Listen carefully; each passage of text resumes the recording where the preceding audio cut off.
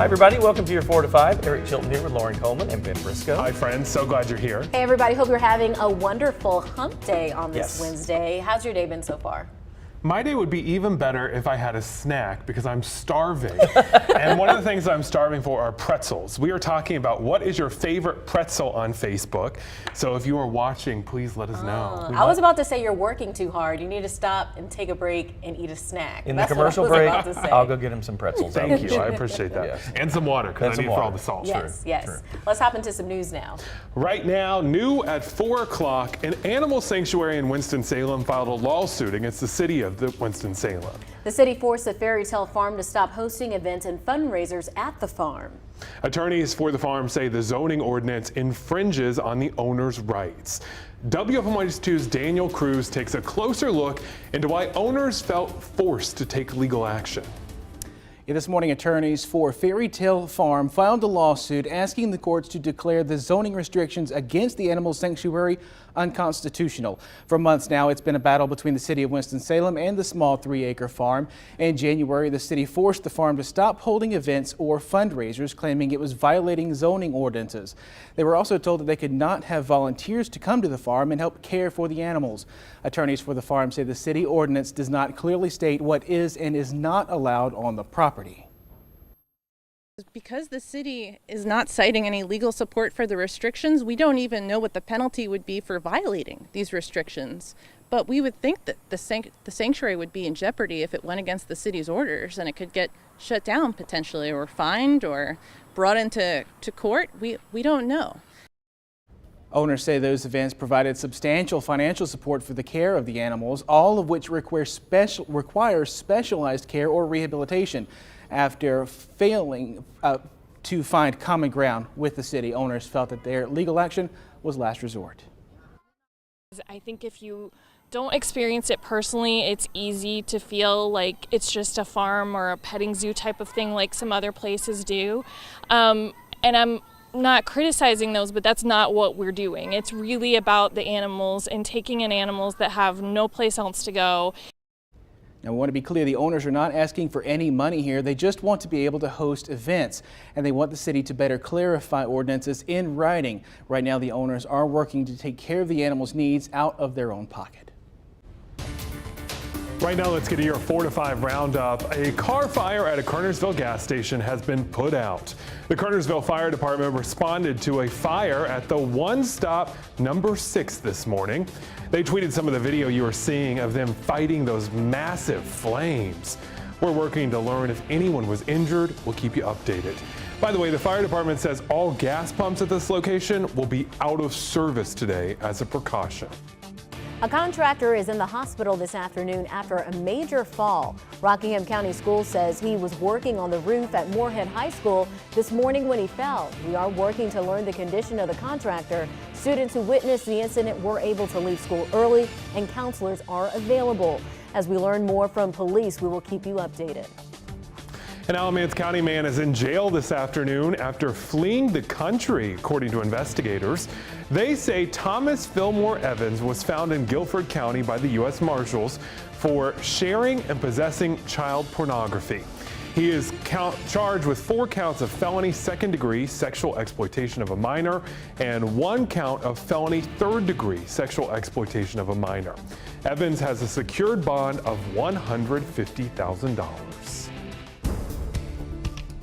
So if you notice throughout the day today, we saw a cloud cover just going on the increase little by little. You look at our time lapse here, we started out at 7 a.m. Yeah, a couple of clouds start to move in, then they really started to build once we got into the afternoon period. That is ahead of the next system that'll be moving in and bringing us some good rain. I really think Friday, Sunday, probably the 2 days. And if you've been watching us throughout the week, we've been keeping you updated. Nothing really changed. Those 2 days are the days for better rain chances, especially Friday, we think. Even the last picture here, yeah, we're probably variably to mostly cloudy at this point. Temperatures, though, we're at 65 in High Point, Greensboro at 64, Winston-Salem 65, Burlington 66. We're down to 61 toward Troy, and we're already seeing some of those scattered showers. That stray shower with cloudy skies still expected again tonight, with overnight lows dropping into the upper 40s, but highs tomorrow 65, and we've got a few late day showers on tap for your Thursday. Here's what it looks like now. Most of it southern Piedmont. Let's go in just a little bit tighter here to the south. So right around Randolph and Davidson, Davidson County, we're seeing some moderate to light, fairly continuous showers across that area, and it will gradually overspread the entire region. So we kind of watch this frontal boundary just linger over us. So you see all this rain kind of horizontal right there on its axis going back all the way toward Dallas and then up toward the Triad. And we just have continual little waves, disturbances moving along that. Even a bigger low pressure system will be moving in on Friday. So when you look at it on the surface chart, it looks like this with that low pressure getting in closer to us for your Thursday, and then definitely on Friday, that's when most of the rain will come through. We may get a break in that on Saturday, and then it's back in again on Sunday as well. This timestamp taking us through Thursday morning, that's at about 9 o'clock tomorrow. Most of the rain has moved on, but as we get into the evening, overnight hours, that's Friday morning at about 3:50. That's when we see some of the heavier rains. And we think probably first half of the day, Friday, is when we get most of that rain. Then it'll give us a little bit of a break as we head into Friday night and definitely into Saturday. Rain chances will drop for your Saturday to a 20%. High temperatures go to 65 tomorrow. It's 69 on Friday. Saturday, by far the best day of the week at 75 and partly cloudy. Sunday's a better rain chance again, 60%, a high of 70. And we're back to the upper 60s, close to 70 for Monday, Tuesday, Wednesday, but at least we're dry. Those days are sunny to partly cloudy. The NFL draft starts tomorrow, and the Carolina Panthers have the first round pick. This is huge for us because we really need it, y'all. So we're all wondering, who's the pick gonna be? Who will be the new face of the franchise as quarterback? Everyone has been guessing who they will pick or telling them who to pick, but it seems like they have already made their decision. Head coach Frank Reich and general manager Scott Fitterer say they have reached a consensus on who they will pick. He actually came in my office yesterday at some point and asked the question. You know, it's kind of like a proposal of sorts, you know. But and I said yes. No, there is consensus, and we're excited.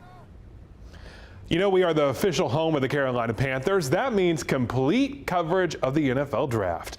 Our sports team has just arrived in Kansas City for the draft. We're going to have more from them about the atmosphere and what's going on up there at 5 and 6. We're also going to be in Charlotte for the official team watch party tomorrow. That party is a lot of fun if you've ever been to it. Never been, but I'm excited to see our coverage. A lot of people in the newsroom been talking about this. I know the biggest chatter has been about the quarterback, the QB, who they're going to pick, because we need one. Yeah, and it's, I mean, at this point, because right now I think it's Andy Dalton is what we have, and not that he's a horrible quarterback, but he's not a main guy, right? So they're looking at Bryce Young from Alabama, C.J. Stroud from Ohio State. Early talk was Stroud, but starting to hear some rumblings that they may be going toward the Bryce Young route. There's also Florida's quarterback, name escapes me, there, and there was one more. But I think Bryce Young is probably in the lead. Okay, that's who you got. We'll see. What are your thoughts? I think that they have done a really good job recently trying to be more offensive and working on the offense, and hopefully whoever they pick will be able to lead a strong offense. It's just been an interesting year for the Panthers. We've seen shifts in management. We've seen shifts on the field, so it'll be exciting to see what comes out of this pick. I mean, it's a complete rebuild at this point with all those picks they have coming up, so we'll see how it goes. I have a feeling whoever they pick will not have the huge personality that Cam had, though. It's tough to find. He's one of a kind. Yeah. He is one Tough of a to find kind. The that. way he dresses, the way he plays, all that True. great stuff. All right, we're going to switch over to some more news. Here are some of the events happening in the Triad. The human race is gearing up for the first time in one Triad county, but it will not be this weekend. Organizers have postponed it to sometime this fall. We will keep you updated when we learn the new date. And next week, we're holding a community event that you do not want to miss because it is free. Next week, we're going to help you get rid of personal documents safely with our Shred event. There are lots of people who are expected to show up, so it's a 3-box or bag limit. Please don't bring more than that. We won't be able to shred it for you. Our Shred event is May 3rd at the Greensboro Coliseum.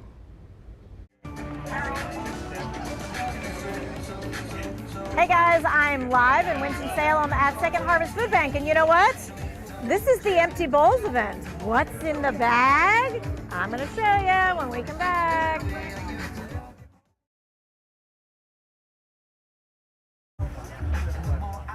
Perfect.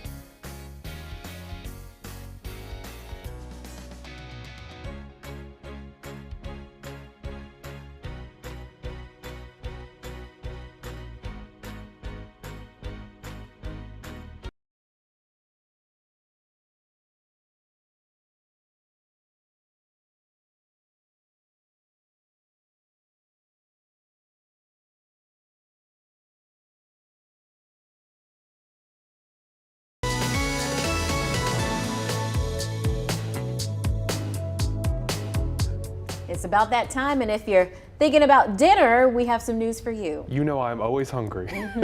Tonight, it's soup in Winston-Salem that's on the menu, and that's where we find Tanya Rivera today. Hey guys, yeah, I'm here in Winston-Salem at Second Harvest Food Bank. I think right behind me there's a few cars. So what happens is the cars drive up for the Empty Bowls event. Again, empty bowls. And what happens is, you know what? They get 2 empty bowls, but look at how beautiful these bowls are. They are hand done by students from the Sawtooth Visual Arts Center. And then, of course, they get soup. And so they paid for a certain kind of soup. This happens to be cream of mushroom, but there are 4 different kinds of soups. This is one of their biggest fundraisers here at Second Harvest Food Bank. People get fed and then they feed others. Let me give you an idea of just how big of an area that Second Harvest Food Bank covers when it comes to families and local food programs. So anyone in this 10-county area that can hear my voice here is part of this. It's from Boone to Burlington. Close to 500 partner programs rely on Second Harvest Food Bank. And so millions of meals have been given out just in the last year alone. So what's happening right now is that folks are coming in, getting their dinner right, and then hopefully getting dinner to people down the road. The event is wrapping up in a few moments, but you know what? That doesn't mean that you can't take part and that you can't help feed your neighbors. So here's what we're going to do. On the website, you're going to see the story from 2 Wants to Know. It has a link. In fact, it says donate here, and you can donate to Second Harvest Food Bank. Whether you give $5 or $50, this is used to help feed people in the folks in your community. Well, I'm glad we talked about that because it falls in line with this, that helping people in need. Yeah, that's something that our region of North Carolina does very well. We talk about that a lot. But this time, you can dine out, get great food, and help people all at the same time. It's time for the annual Hope du Jour event to benefit Crisis Control Ministry in Winston-Salem. I spoke with Dr. George Banks of Crisis Control to find out exactly what they do. Our scope is emergency assistance. It's really crisis, and it's crisis-based, it's not income-based. And we deem a crisis as something that's beyond a person's control, that stops them from being able to take care of the basic needs of themselves and their families. And so we try to target those basic needs. One basic need is financial support. We can help people with support if they fall short on their rent or mortgage or utilities, all utilities. Also, we know people fall short when it comes to food. Unfortunately, we're thankful for the EBT program, but often snack program, but sometimes that's not enough for people. Well, with over 120 local restaurants in and around Forsyth County, they're participating in this year's event. You can almost guarantee there's something for everybody's palate on the list. Hope du Jour is an opportunity, is twofold. It's to support crisis control in our ministry. You know, we are one of the largest emergency assistance providers in Forsyth County, and we support our neighbors in crisis with financial assistance, nutritious food, and also life-saving medication. And so each year we partner with our community restaurants, and during this day, it's always the first Tuesday in May of the year, we spread hope. People go out and eat in these restaurants, and these restaurants pledge to give a certain percentage back of their proceeds they receive that day to crisis control.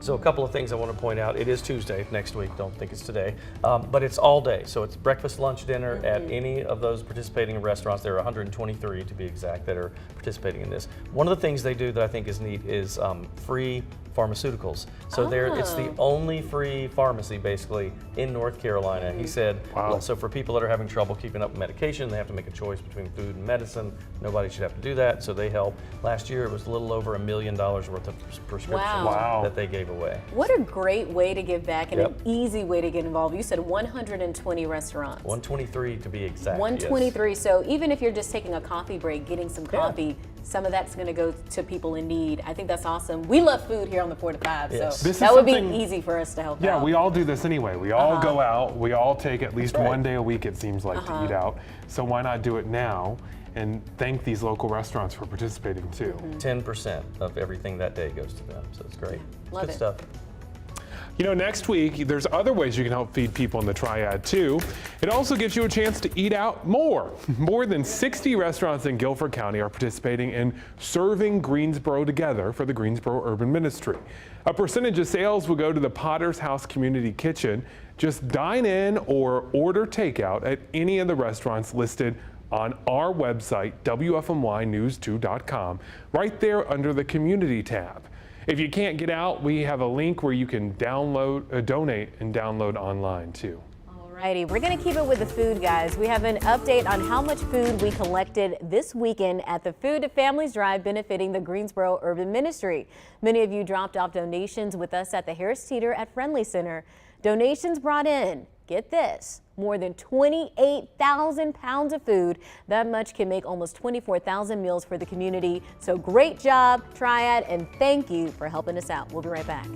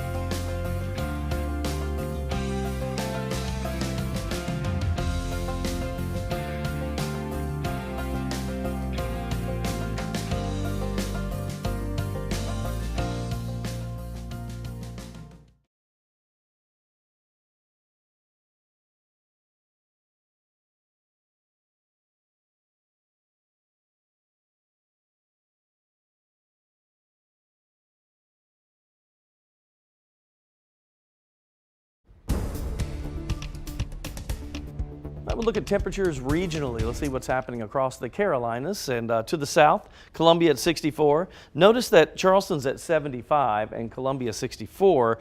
They're getting some decent rain, and actually we are too in the southern parts of the Triad, all the way down into South Carolina. So some of these temperatures are cooled down because of rain. I mean, if you notice, Charlotte 8 degrees cooler than us, you would bet they're getting some rain there. But 64 in the Triad, 56 in Charlotte, Asheville 53. Let's take a look at our planning forecast just for the next foreseeable future here in the short term, and we'll see those temperatures going up into the mid-60s tomorrow.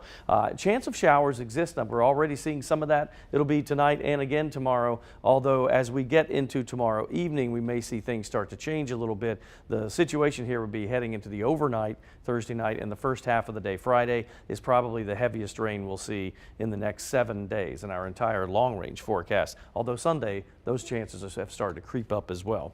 Here's what it looks like now. Most of the rain southern half of the viewing area, so literally from about I-40 south is where we're seeing most of that. It's just cloud cover back up to the north. And if you go out to a wide picture here, yeah, there's more back behind here. This is actually the front itself, that low pressure and the attending cold front, all that will get here, but that's the Friday rainmaker that we've been talking about, and then we could see a repeat on Sunday. High resolution futurecast as we look ahead. This is Thursday morning at about 9, probably in okay shape by then. We get a little bit of a break, and then we see overnight Thursday night, this starts to build in through the area. That's at about 4 o'clock Friday morning, so overnight, Thursday night into Friday morning. So you might have a wet commute heading out to the office on Friday. Then we see this, and we have to watch this closely because this is at that 3 to 4 p.m. time period. If we get breaks in the clouds, but it's still a decent amount of instability and shear aloft, we could see isolated thunderstorms on Friday afternoon, just depending on how things stack up. And then just stay tuned here. Make sure you download our app so we can keep you informed even when we're not on the air. Stray shower tonight, 49 degrees, mostly cloudy skies. Highs tomorrow in the mid-60s. A few late day showers, we mentioned that. Here's the 7-day outlook. It's a 40% chance of rain for your Thursday. It's 65. We build temperature-wise, 69, a rainy Friday. Then 75 on Saturday with probably a break in the rain. It's back on Sunday. Rain at times with a 60% chance and a high of 70. And as we get into Monday, Tuesday, Wednesday, upper 60s to right at 70. That's a nice little stretch there with partly cloudy skies.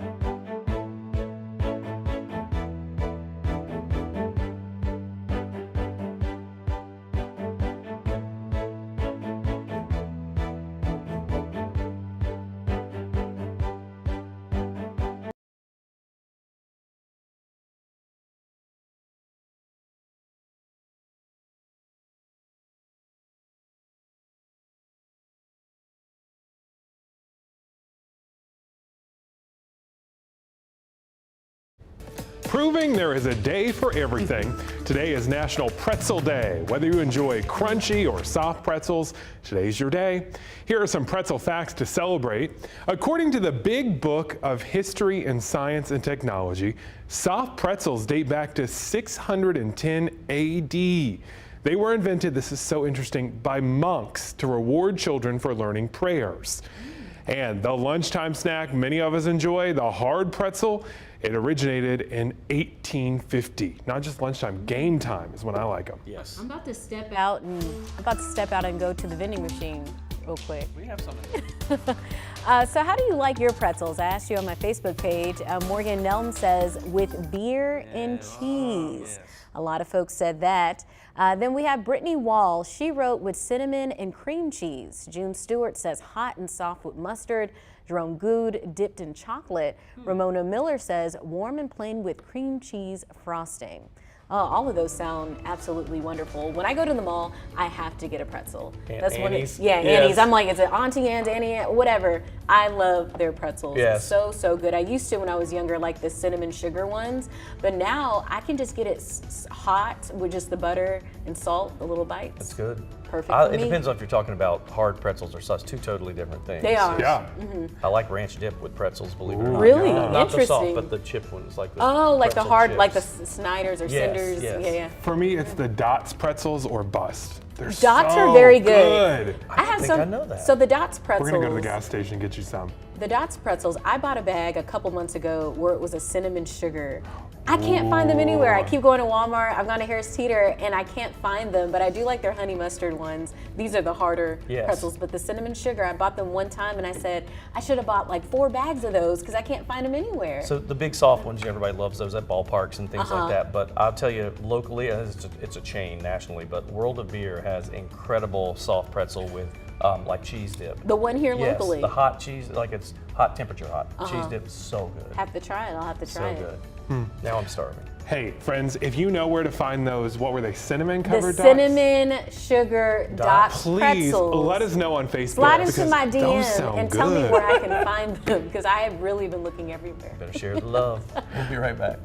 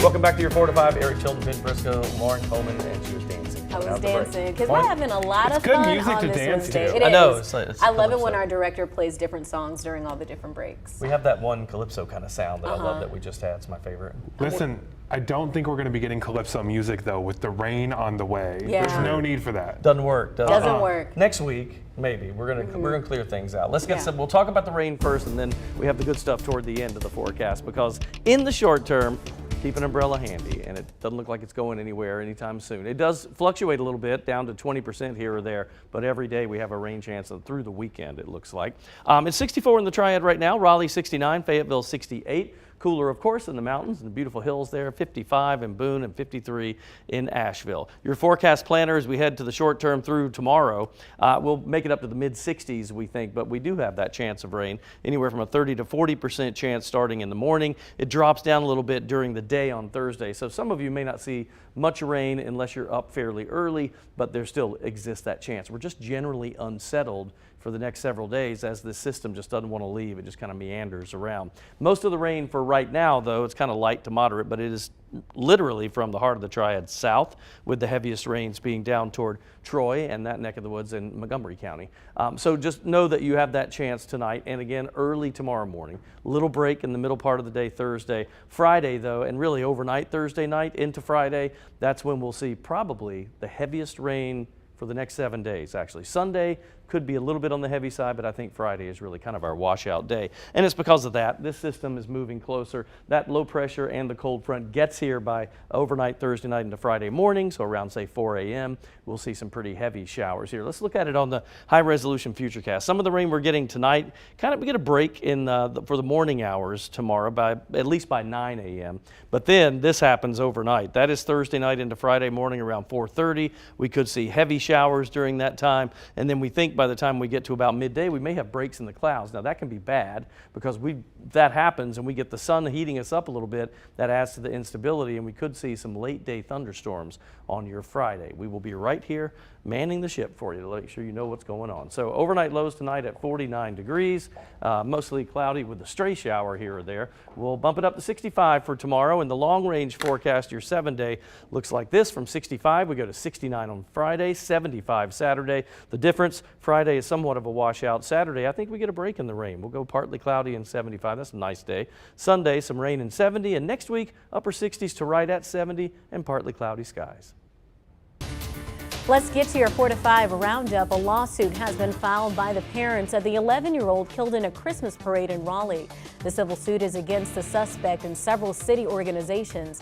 Haley Brooks died last November when police say Landon Glass lost control of a float he was driving. Her parents allege the defendants failed to enforce, quote, basic, reasonable, and well-known safety protocol.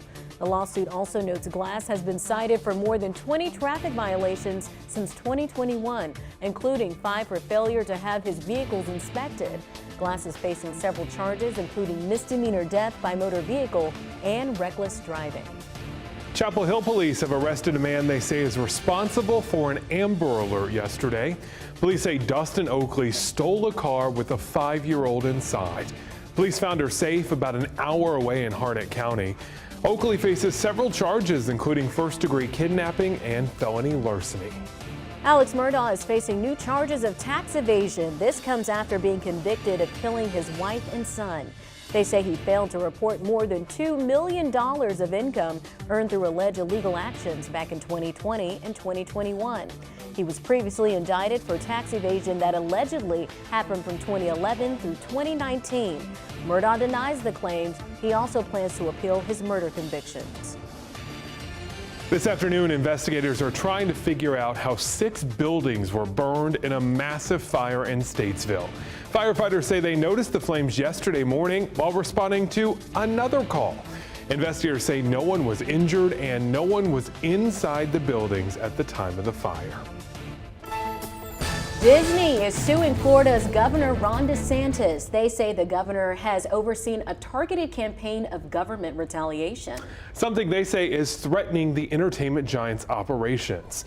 Disney accuses DeSantis with orchestrating a, quote, campaign of government retaliation against the company and violating its protected speech. The lawsuit comes after a year battle between DeSantis and Disney after Disney spoke out against the Parental Rights and Education Act. Republican lawmakers passed a bill that stripped Disney of its self-governing authority. And before the law took effect, Disney made agreements with the outgoing board. Today, the new DeSantis-appointed board went against the agreement. They say it's because it goes against Florida law. I want to address from the small business owners, because we hear you loud and clear, is there were a lot of functions that this board did that were not according to Florida law. They were not functioning under best practices, and we've got to bring those transparency and accountability for the benefit of all of you and to be in compliance with Florida law. Seems like every day there's a new development in this. We're going to continue to follow the new details and let you know when they happen. If Disney decides to leave the state, several North Carolina lawmakers are ready to bring them here. They introduced a bill to try and bring the entertainment company to North Carolina last week. Now, if it passes, the state will appoint a committee focused on attracting the Walt Disney Company and its Florida theme parks to the Tar Heel state. The bill's sponsors believe the state offers a stable and prosperous environment for Disney to make a long-term investment in its future. The U.S. Forest Service says the Great Lakes fire stayed at 30% contained overnight. It's burned over 36,000 acres inside the National Forest over in New Bern. The massive fire filled the coastal plains with smoke for days now. Earlier this week, many people shared images of orange, hazy skies. The area has had an air quality alert for several days, too. Forest management is one of the ways to prevent forest fires. And some farmers are finding ways to do that and feed their animals at the same time. Here's a look at why goats are in demand in California. Heard loud and clear, this grass-munching gang is hard at work, helping clear away fields of tall weeds and high brush, which can lead to high summertime fire danger, in this case, for the homes in El Dorado Hills. It's waiting to burn. And quite simply, because of the wet winter, there's so much more to munch. We're seeing pretty much double what we have seen in the last few years as far as forage goes. That's creating a big demand for these types of vegetation management services. Our role is to reduce the combustible biomass so that a fire can't burn so hot to go from this open space to that house. Lee Hazeltine, owner of Integrazers, says he needs to get more goats. So there's twice as much biomass, which means that the same number of animals can only cover half as many acres in the same amount of time. And his herd is growing in real time. Each week, new babies are born right here in the fields, with the fresh grass providing high nutrition for nursing moms. This little guy is one of hundreds that have been born in the last few months. Now, this type of natural fire prevention has proven to work in the past. Last summer, goat grazing was credited with helping keep flames from burning these West Sacramento condominiums. And a fuel break created by Lee's herd helped stop the mosquito fire from spreading in El Dorado County. People are figuring out that it's the only tool that can really work. We'd rather break down that carbon in the gut of an animal than with a fire. Animal antics aimed at cutting back fire fuel. Those in charge now hoping the number of goats will grow faster than the grass they're munching on. So cute. So this is already a practice in western North Carolina. Goats are brought in to clean out overgrowth around the Asheville Tourist Stadium. Mountain goatscaping helps to provide a sustainable way to manage land. The goats get to munch on invasive vegetation and clear any unwanted brush. And I bet they're living their best life. Yeah, they this. love it. If I fence in my backyard, maybe get a couple goats, I don't have to mow anymore. I was going to say they can come mow my yard anytime. Yeah, absolutely. This kind of reminds me of a story that we had in the 5 o'clock yesterday. There's an island that has donkeys out there. Yes, I saw that. To eat the grass and everything there. So when we were reading this, other animals are used to do the same thing. Yeah, so it's like, and somebody said, because they're on an island in the middle of a huge river. And people are like, how did they get there? Oh, the donkeys. Yeah. But they were brought in to clear out brush originally, but then they left them and they just keep having little baby donkeys and they live on this island. Very cute. And they're friendly. People take boats up to them all the time. Very calm. Yes. I've heard people say some of the reasons we have the massive wildfires now are because things like this in nature are blocked with all the houses that we built and the businesses, and so maybe bringing some of that back will help Mother Nature. That's a good Know, point. not that we want wildfires that get out of control, but a wildfire is a natural way to replenish nutrients in the ground. I mean, that's a byproduct. That's kind of why some people do their own burning. That's right, on purpose. A lot of farmers, when you go in rural areas, you'll smell that smoky smell. So there's some checks and balances to it all. Mother Nature taking care of things. All right, take a short break. We're coming back.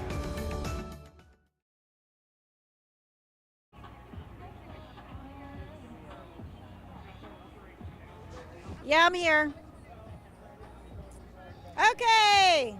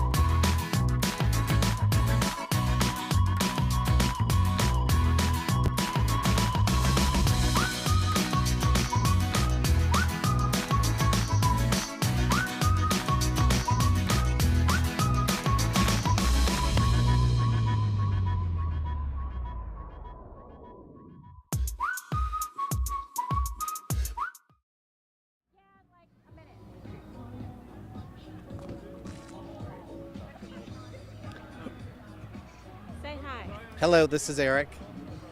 How's everybody doing today? Yes.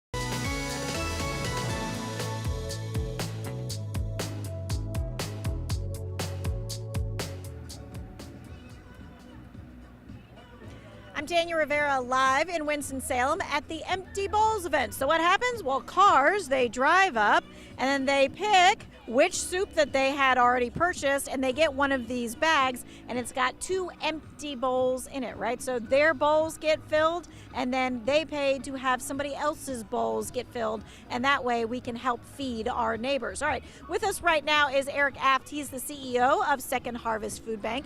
All right, so with inflation, I mean, everybody's felt that squeeze. How has that affected Second Harvest? It's been a really difficult time for our neighbors in the region. The fact is that we've seen a 42% increase in requests for services if we look back March of last year to March of this year. So it's a tough time. Everybody's feeling that pinch of inflation and a lot of other challenges right now. I know Second Harvest helps local food programs, and we're talking about a big surface area, Boone to Burlington. So kind of give us an idea of how you guys help those programs. Yeah. We're very proud to serve the entire 18 counties of Northwest North Carolina, and we have a 515 programs that we serve in that region. There are partner agencies that are on the ground every day helping to feed folks, and we supply over 70% of the food that those groups are providing. So we are the backbone of all those organizations that are helping our neighbors facing food insecurity. All right, and so let's talk about this. So many people always want to donate food, which is great, but tell me why monetary donations are really helpful. Yeah, the fact is that we can leverage the dollars that people provide through our networks of purchasing food through North Carolina farms, other food sources, that we can make sure to stretch those dollars to make sure that when you donate, that we can bring in even more food and impact more families. Yeah, because you hear this all the time, right? You know, your dollar donation is not like another dollar donation, right? Because it can stretch. Exactly, because we leverage it to get donations from food producers, but also area grocery stores and others. So we're really looking at ways to maximize those donations to, you know, literally triple and even up to 7. A dollar can bring in up to 7 meals for a family. Right. So that means that when you spend $5 at the grocery store to buy whatever canned goods, they actually could have multiplied it by a whole lot more. Just real quickly, as people are wondering, you know what, we hear about food pantry donations all the time. When am I going to stop hearing about that? And it's kind of like, well, food, you know, you got to use it. Yeah, that's exactly. Food is foundational. We need it every single day. So we are here to make sure we're providing it every single day for kids going to school, for our seniors, and families in need in the region. We've got a lot of economic issues that we need to fix in our communities across the region. Until we can kind of get those things right and get policies that work well for people, we're going to be here. We need people to step up to help the families who are just needing a little help to get food on their table. All right. We're going to let you get back to handing out the bags. What I want you to do is know that I've put it on the website right now for you, an easy donation link. In fact, it says donate here. So all you got to do is go to the 2 Wants to Know section and take a look.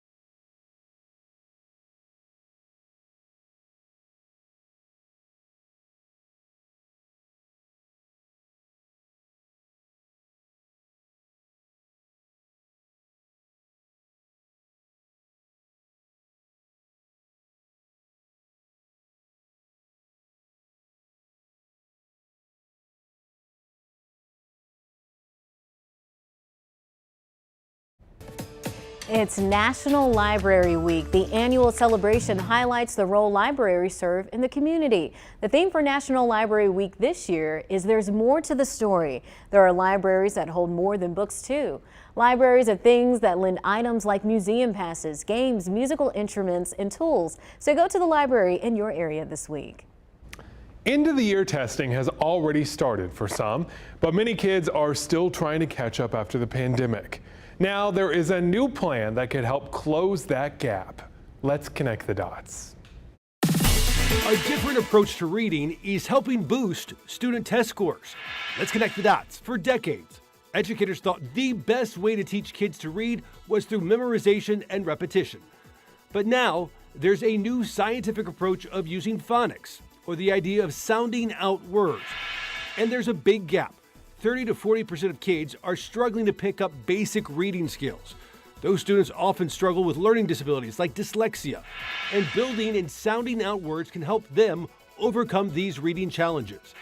Now, as schools look to address low reading scores following the pandemic, phonics and other elements of the science of reading are getting fresh attention, all to help out struggling students. And that's connecting the dots. Well, speaking of reading, I asked you on Facebook to tell me your favorite place to read a good book. Mikkel said on the back patio or on the beach. We got a lot of on the beaches, yeah. Scott says he's managing up here. Beside my beautiful wife, it doesn't matter where it is. Very smart guy, Scott. I hope smart. she's watching. I hope she is too. Kathy says by the pool or the beach. And then Jonathan says, personally, I like listening to audiobooks while driving. I just started doing that myself. And or while doing stuff at work when there's plenty to do, but I don't want to listen to the nonsense around me. Lisa said, I just started back reading novels again. I enjoy reading by the pool or in bed right before I go to sleep. And they say that's one of the best ways to get relaxed to go to sleep is to read right before. That's what they say. I don't have a special place. I like to cuddle up in my bed or on the couch to read a book. What about a place to go to read? Do you like coffee shops and that kind of thing? No, because we have this window bench at home that I like to curl up in and read there. It's like a velvet cushion, so it's all soft, and you can look out the window at the birds and the trees. It's great. That's the only thing I miss about winter and summer is I like cold days with a fire inside the house and reading right by the fire. I love that. Favorite kind of books to read? Murder mysteries. Yeah, murder mysteries. Yeah, they fly by. Yeah. Okay. I also like autobiographies. I was just about to say, I like autobiographies and self-help books. I'm reading one right now called Shook One by Charlemagne the God that's on the Breakfast Club. And it's about dealing with anxiety and how he's overcome that. And he just writes it like he's talking to you, so I really like it. I just listened to Matthew Perry from Friends, his autobiography on audiobook in my car to and from work. And secret here, romance novels. I read a lot of those. Oh, I do like romance. Especially on the Kindle. I didn't know that side of you, Ben. I love that. Now we know. Now we know. All right, let's talk about our forecast. Yeah, we've got some weather that would be nice to read by with all this rain coming in. You can cuddle up on the couch and just look outside. The rainiest days, in case you want to cut to the chase here, Friday and Sunday, with Friday probably first half of the day, seeing the most rain showers that could be soaking at times. A lot of that will be when most of us will be asleep, but even about 4 a.m. we're going to see a lot of rain moving through Friday morning. Tonight, stray shower, already seeing some of that. 49 for the overnight low, 65 the high tomorrow, again mostly cloudy with a chance of a shower. Most of this is light to moderate that we're seeing now, and it's basically from I-40 south, kind of if you bisect the triad with Interstate 40. Randolph and Davidson County getting some heavier showers right now. Go back out to the wide shot. This is the low pressure system that will cause the heaviest rains on Friday, technically overnight Thursday into Friday morning. And the timing of that does look like probably when you make your way out in the morning for work Friday could be some of the heaviest rain that we'll see. And then the entire system will move through. Now, one of the issues that we're watching with this is the fact that there could be some breaks in the clouds. Friday midday, a lot of the rain may start to exit, but we see those breaks and that'll allow us to heat up again. That kind of adds fuel to the fire. So we could see an isolated thunderstorm or two Friday afternoon. Just watch for that. Get a break on Saturday though. Look at the temperature. 65 tomorrow, 40% chance of rain. A good washout on Friday and 69. Then Saturday's not bad. 75, partly cloudy. Sunday rain back in with a high of 70. And next week, partly cloudy, upper 60s to right at 70 degrees.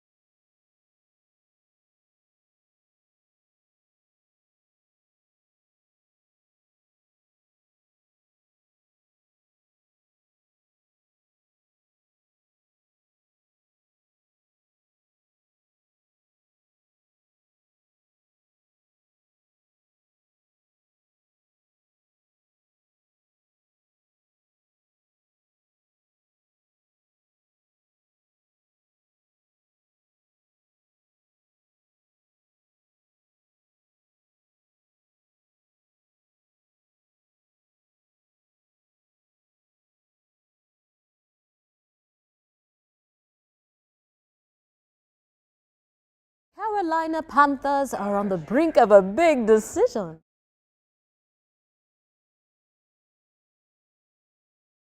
Mic check, 1, 2, 3, 4, 5, 6, 7, 8, 9, 10, 1, 2, 3, 4, 5.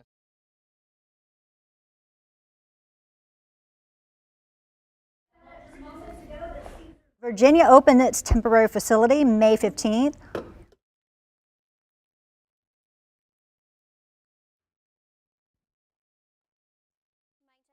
Two, 3, 4, 5, 6, 7, 8, 9, 10. The Carolina Panthers. I am very happy to be joining you for the 5 o'clock news. Let's do it.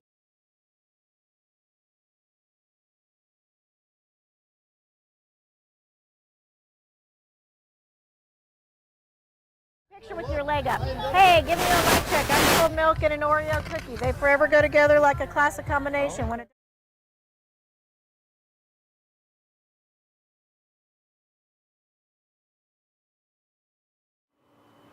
Hey, mic check 1, 2, 3, 4, 5, 6, 7, 8, 9, 10. Mic check, mic check, mic check.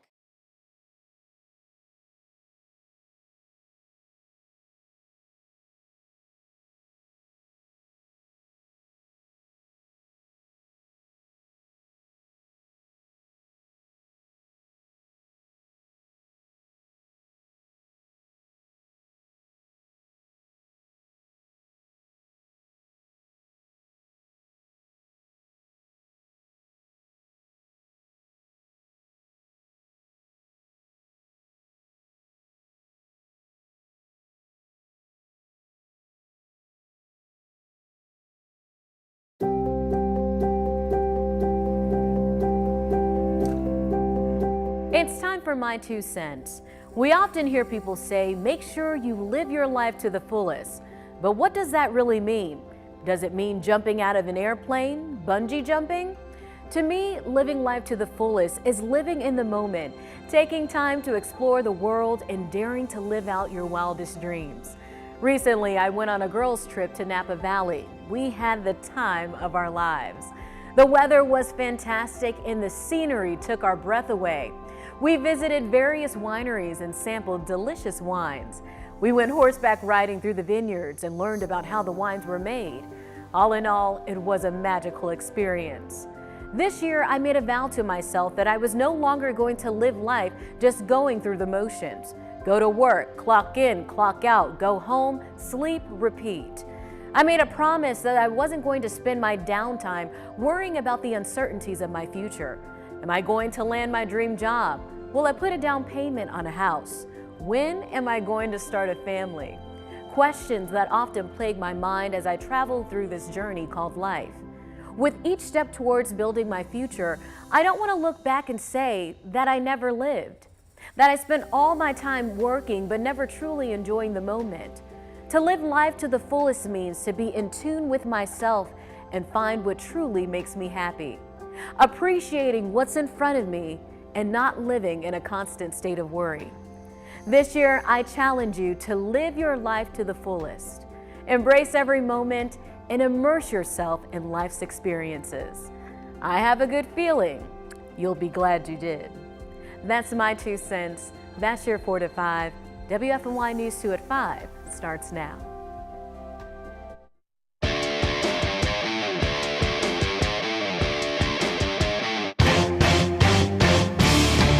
Carolina Panthers are on the brink of a big decision. The future of the franchise comes down